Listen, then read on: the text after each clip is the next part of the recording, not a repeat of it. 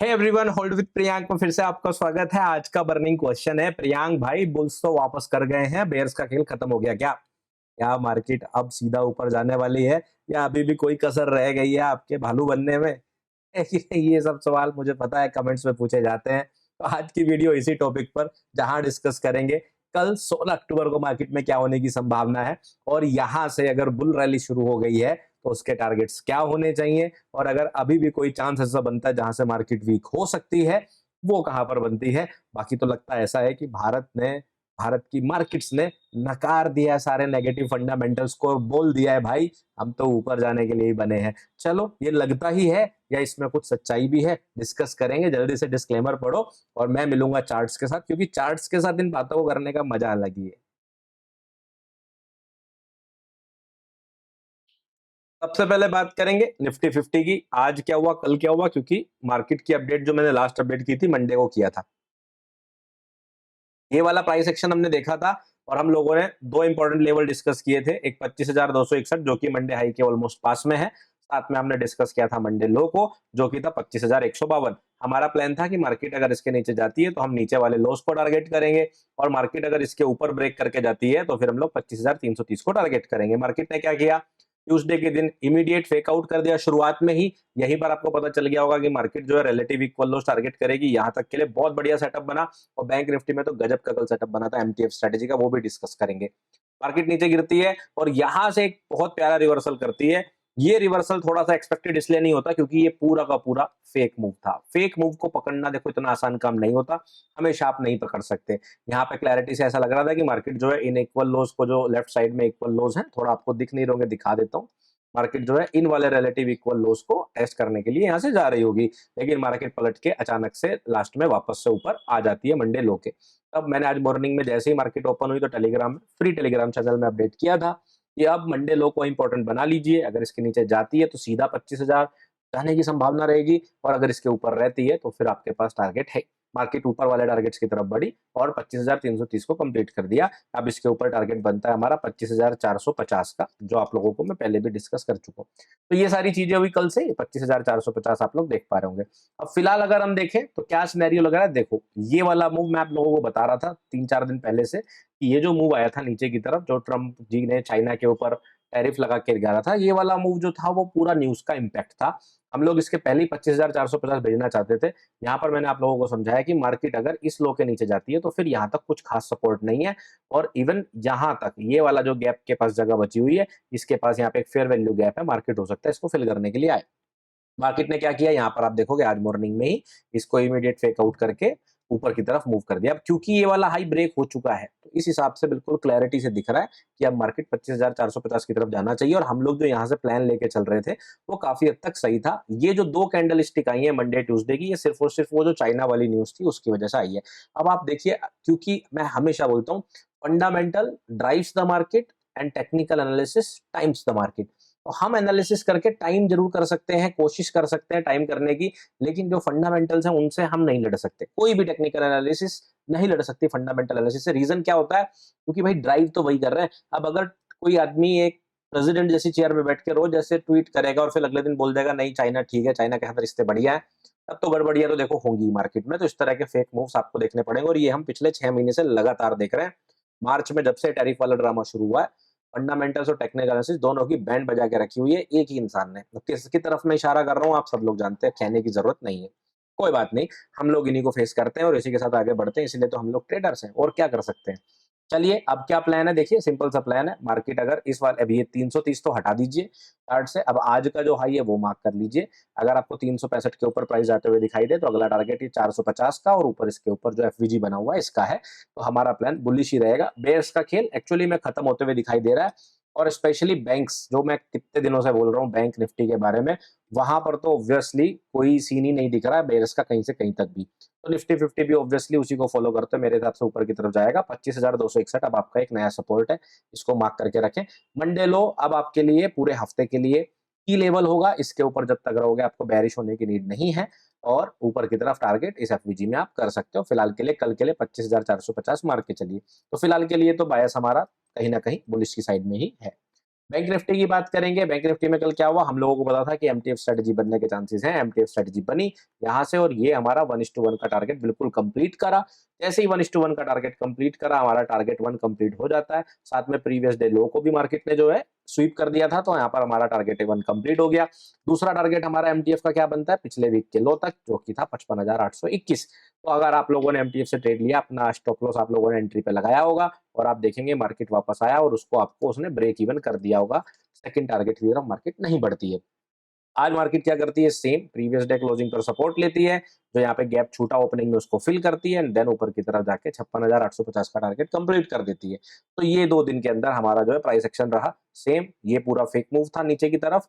Monday Tuesday में fake करने का रीजन सिर्फ इतना सा होता है कि लोगों को पोजीशन से बाहर निकाला जाए, और वो बात तो हमें फ्राइडे को ही समझ में आ गई थी कि वीकेंड पर कौन ऐसा ट्वीट करता है। अगर आपको चाइना पे ट्वीट लगाना, सॉरी चाइना पर टैरिफ लगाना ही है तो मंडे लगाओ, ट्यूसडे लगाओ, वेडनेसडे लगाओ, थर्सडे लगाओ। फ्राइडे की रात में लगाने का मतलब समझ रहे हो? देखो अब ये चीजें कुछ ऐसी होती है जिसको हम डायरेक्टली बोल भी नहीं सकते, क्योंकि कोई प्रूफ तो है नहीं। भाई वो तो कह देंगे हम तो प्रेसिडेंट है, देश के हिसाब से कर रहे हैं, मार्केट के हिसाब से थोड़ी ही करेंगे। लेकिन ध्यान रखिए कि वो जो प्रेसिडेंट है ना, वो बिजनेसमैन भी है। समझ रहे हो ना मैं क्या कहना चाह रहा हूँ? तो चलो खैर, कोई बात नहीं। यहाँ पर आप देखेंगे इसके बाद मार्केट जो है 56,850 आ गई। ये लेवल्स हमारे चार्ट पर पहले से ही थे, कुछ अलग नहीं है। अब तक 57,316 या 57,375 तक अब हमारे पास नेक्स्ट कोई लेवल नहीं है। हमारे लिए अब इंपॉर्टेंट सपोर्ट बन जाता है एग्जैक्टली यही 56,578। ये जो प्रीवियस डे क्लोजिंग है इसको हटा दे रहे हैं। अब बिल्कुल भी नहीं चाहूंगा मार्केट 56,578 के नीचे जाए, ऊपर की तरफ बढ़े। यही प्लान ज्यादा बेहतर हमारे लिए रहेगा, या बुल्स के लिए रहेगा अगर हम बुलिश हैं तो बुल्स के लिए क्या प्लान है, सिंपल सा। अब आपके पास लेफ्ट में ज्यादा कुछ है नहीं, 57,300 तक खाली मैदान पड़ा हुआ है, यानी कि 500-600 पॉइंट यहाँ से ऊपर मार्केट जा सकता है। आप सिंपली प्रीवियस डे हाई को मार्क करके रखिए। 922 के ऊपर जाते ही आपके बुलिश सेटअप ट्रिगर हो जाते हैं। अगर मार्केट थोड़ा बहुत नीचे आता है तो 56,578 यानी कि 56,578 तक आप इसको सपोर्ट कंसीडर कर सकते हैं। इस तरह का प्राइस एक्शन टोटली नॉर्मल है। इसी बीच में बताते चलूं आप लोगों को वापस से, 30 नवंबर को गुवाहाटी वाला इवेंट फाइनल हो गया है और उसके पासेस के लिए आप लोगों को मैंने टेलीग्राम में भी पोस्ट कर दिया है। आप लोग वहां जाकर अपने पासेस बुक कर सकते हैं, या फिर ट्रेड आईक्यू की वेबसाइट पर डायरेक्टली जा सकते हैं और वहां पर अपना पास बुक कर सकते हैं। 30 नवंबर को मैं आ रहा हूँ गुवाहाटी में, ठीक है। चलिए, और बात करें 8 नवंबर वाली इवेंट। 8 नवंबर को दिल्ली वाली इवेंट फाइनल है, वेन्यू फाइनल हो चुका है, बाकी जो अरेंजमेंट्स होते हैं वो चल रहे हैं। जैसे ही वो फाइनलाइज हो जाएंगे 2-3 दिनों के अंदर दिवाली तक, मैं उसके पासेस आप लोगों को कैसे लेने उसका अनाउंसमेंट भी कर दूंगा। इस बीच में ये अनाउंसमेंट भी आप लोगों के लिए कर ही देता हूँ, ठीक है। चलिए अब बात करेंगे सेंसेक्स की। सेंसेक्स के अंदर हमारी क्या प्लानिंग है। सेंसेक्स के अंदर सेम निफ्टी 50 जैसा हमारा मूव रहा। प्रीवियस वीक क्लोजिंग पर आपको इनिशियली ही टेकआउट देखने को मिल गया, नीचे की तरफ आया। हमारा टारगेट था 81,745 और आपको तो पता ही है आजकल फेकआउट में हमारे टारगेट एग्जैक्टली हिट होने से पहले ही मार्केट पलट जाती है। इसलिए थोड़े से ऊपर ही अपने प्रॉफिट बुकिंग का ध्यान रख लिया करो। बहुत बार हो रहा है, जब से ये न्यूज का गेम चल रहा है, अक्सर मार्केट टारगेट के बहुत पास आके पलट जा रही है। ये हम लोग मार्च से देख रहे हैं। तो वही सेम सेम एक्सप्लेनेशन, वही फेक आउट। मार्केट आज प्रीवियस डे मंडे लो जो है उसके ऊपर ही चली गई और आप देखोगे वापस से इस हाई को क्लियर कर दिया। इसका मतलब ये जो पूरा मूव था ये न्यूज था। अगर आप लोगों को लिक्विडिटी पूल याद है, liquidity pool episode number 8 smart money concept series के अंदर मैंने आप लोगों को सिखाया था कि जब भी कोई इवेंट होती है, न्यूज आती है और उसकी वजह से मार्केट मूव करता है, तो उस न्यूज के ऊपर और नीचे जो स्टॉप लॉस होते हैं वो बहुत अच्छे लिक्विडिटी पूल होते हैं। ये देखिए, यहाँ पर न्यूज आई, ये वाला दिन बना, इसके नीचे के भी स्टॉप लॉस अब्सॉर्ब किए गए और उसके ऊपर के भी स्टॉप लॉस अब्सॉर्ब किए गए। इसका मतलब ये पूरा प्राइस एक्शन को इनवैलिड कर दिया गया है। ये प्राइस एक्शन अगर इस चार्ट से हटा भी लोगे तो कुछ फर्क नहीं पड़ता। इस तरह से इवेंट्स वाले डेट्स को आप लोग मार्क करके अपने लिक्विडिटी पूल बना सकते हो। खैर अब बात करेंगे नेक्स्ट क्या है हमारे पास। 82,786 ऊपर की तरफ है। हम अपने वापस पुराने वाले प्लान पे आ जाते हैं। 83,143 जो है लेफ्ट साइड में आप देख पा रहे होंगे, यहाँ पर रिलेटिव इक्वल हाइज है। तो आप चाहो तो यहाँ पर जो ये हमारा 83,080 यानी कि 83,80 का लेवल है, ये वाला हाई भी आप मार्क कर सकते हैं। 8380 से लेके 83,141 ये हमारे मेन टारगेट्स रहेंगे ऊपर की तरफ। 82,786 ब्रेक करते ही ऊपर की तरफ, ठीक है। नीचे की तरफ आप सिंपली ये जो प्रीवियस वीक क्लोजिंग है ये तो आप हटा सकते हो यहाँ से चार्ट पर। थोड़ा सा क्लोज करके मैं आपको दिखा देता हूँ। आप जो है यहाँ पर इस वाले लेवल को अपना की इनवैलिडेशन मानकर चलेंगे। 82,043 जब तक मार्केट इसके ऊपर है बुलिश वाली प्लानिंग कर सकते हैं। तो ये थी निफ्टी 50 बैंक निफ्टी सेंसेक्स की अपडेट। और इसी के साथ आप लोगों के लिए कुछ इंपॉर्टेंट डिस्क्लेमर। ध्यान रखिए, investments in securities markets are always subject to market risk. Kindly read all related documents carefully. और एबीआर या एनआईएसएम सर्टिफिकेशन होने का मतलब ये बिल्कुल भी नहीं होता कि हम आपको कोई एश्योर्ड रिटर्न प्रॉफिट की गारंटी दे रहे हैं, ऐसा बिल्कुल भी नहीं है। मेरे सारे डिस्क्लेमर डिस्क्लोजर्स आपको जो है डिस्क्रिप्शन में भी मिल जाएंगे। इस वीडियो में दी गई कोई भी जानकारी आपके लिए एजुकेशनल और इन्फॉर्मेशन पर्पस के लिए दी गई है। इस पर अगर आप कोई इन्वेस्टमेंट डिसीजन लेना चाहते हैं तो अपने फाइनेंशियल एडवाइजर से डिस्कस जरूर करें। साथ में ध्यान रखिए, क्रिप्टोज एंड एफटीज इंडिया के अंदर रेगुलेटेड मार्केट नहीं है। अगर आप वहां पर ट्रेड करते हैं तो वहां पर आपका कोई फाइनेंशियल लॉस ऐसा हो सकता है जो रेगुलेटरी रीजन से, रेगुलेशन ना होने की वजह से रिकवर ना हो पाए। इस रिस्क को देखते हुए ही क्रिप्टो एसेट के अंदर ट्रेड करें। वो थोड़े से रिस्की एसेट्स होते हैं, लेकिन क्रिप्टो इंडिया के अंदर पूरी तरह से लीगल है और आप उसे बाई होल्ड ट्रेड कर सकते हैं बेफिक्र होकर। साथ में ध्यान रखिए कि इंपर्सनेशन से भी बचना है। इंपर्सनेशन से बचने के लिए अगर आप मुझे किसी भी सोशल मीडिया पर फॉलो करना चाहते हैं तो लिंक केवल और केवल डिस्क्रिप्शन से लें। मेरी कोई इन्वेस्टमेंट स्कीम नहीं चल रही, कोई पैसा डबल करने की स्कीम मेरे पास नहीं है, तो ऐसी कोई स्कीम ना खरीदे, ना किसी को पैसे दे। चलिए बात करेंगे बिटकॉइन की। बिटकॉइन के अंदर आप लोगों को याद होगा मैं यहीं से बुलिश हूं और मैंने आप लोगों को बोला भी 117,900 पार करने के बाद 130 का टारगेट बहुत ईजी हो जाएगा।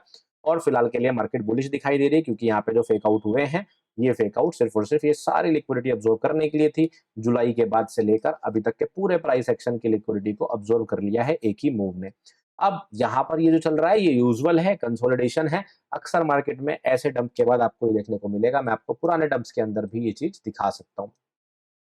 जब भी मार्केट कभी भी तेजी से डंप होती है तो अक्सर उसके बाद मार्केट थोड़ा बहुत कंसोलिडेट करने के बाद पंप होती है। जैसे कि हमारे पास, अच्छा ये डेली चार्ट है, मैं आपको वीकली चार्ट पर थोड़ा पीछे जाकर दिखा देता हूँ। ये आप देख सकते हैं, जब आप देखेंगे यहाँ पर जब ये वाली कैंडलस्टिक बनी, ये वीकली चार्ट पे दिखा रहा हूँ, तो आप देख सकते हैं मार्केट जब नीचे आई तो इस जोन के अंदर पूरे हफ्ते मार्केट ने कितना ज्यादा प्राइस एक्शन किया। डेली चार्ट पे जाके आप इसको नोटिस कर लेना है, 2021 का चार्ट है, 2020 का चार्ट है, तो यहाँ पर आपको उसी तरह का प्राइस एक्शन देखने को मिल जाएगा। उसके बाद जब आप ये वाला देखेंगे, इसके अंदर भी मार्केट यहाँ पे थोड़ा सा कंसोलिडेट करके ही ऊपर गई। तो जब भी इस तरह की यहाँ पर आप देखोगे, यहाँ पर भी प्राइस इसी तरह से कंसोलिडेट करके ऊपर गई। तो जब भी मार्केट इस तरह के न्यूज या इस तरह के किसी रीजन की वजह से डंप होती है या पंप होती है, तो उसके बाद अक्सर इस तरह का प्राइस एक्शन देखने को मिलेगा। तो आप इस वीक के अंदर इतनी दूरी तक थोड़ा बहुत प्राइस एक्शन एक्सपेक्ट कर सकते हैं और उसके बाद इस तरह का मूव।